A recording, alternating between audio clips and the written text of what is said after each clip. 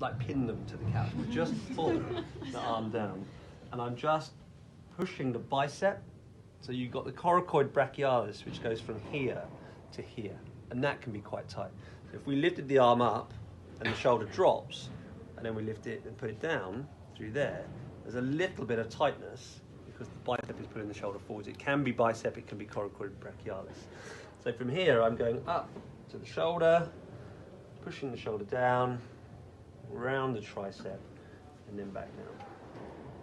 So it's a little bit of an arm massage, but you can switch it over as well. We can go in,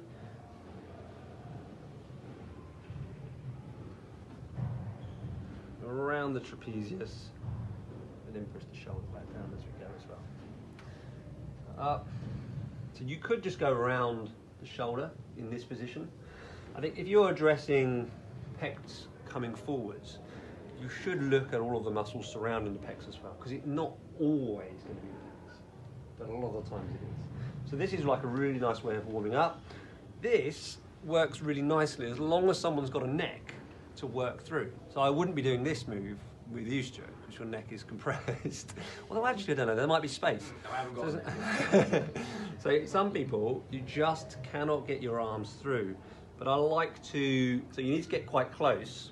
Are you like pulling on the neck a little bit? Yeah, so I slide my forearm right underneath, grab the opposite shoulder, and then I start to stand, and I steamroll through the trapezius muscles and then over as I go.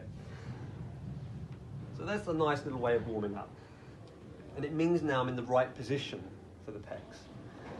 With the arm down by the side, the pecs aren't going to be particularly stretched, so it's not going to hurt. So it's still like your warm-up stroke.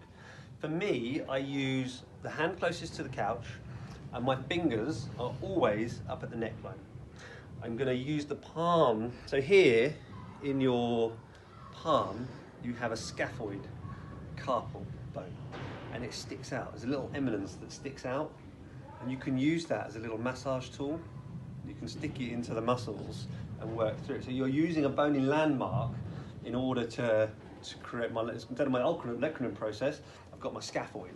And I'm using my scaphoid to apply pressure down through to the edge of the shoulder, release as you come over the joint, down the arm, in and down.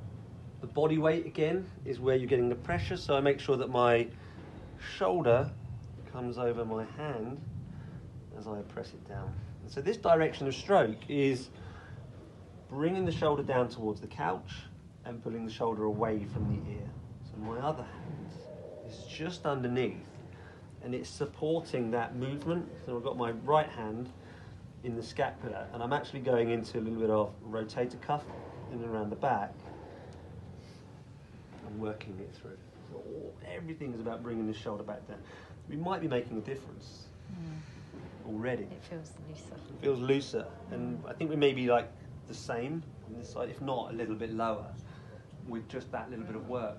But it's that constant, each time I go over this shoulder, I'm giving it a little stretch. There, stretch, and then release.